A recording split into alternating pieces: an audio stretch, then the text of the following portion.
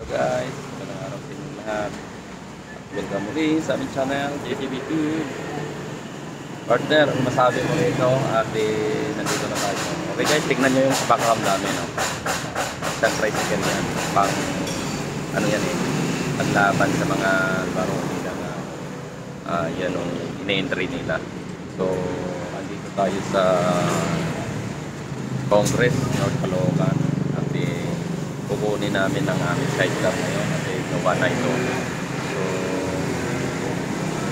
kasalukuyang inano nila kuya doon.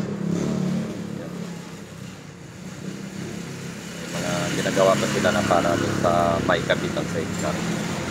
So, dito namin ikabit sa Honda TMX namin 155. Sidecar na yan. Yan guys.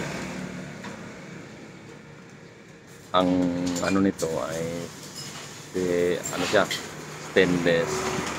Yung balot niya puro stainless yun, pati bubong stainless. Ang bakal niya lang doon yung mga brace niya sa loob. So umabot siya ng 22,500.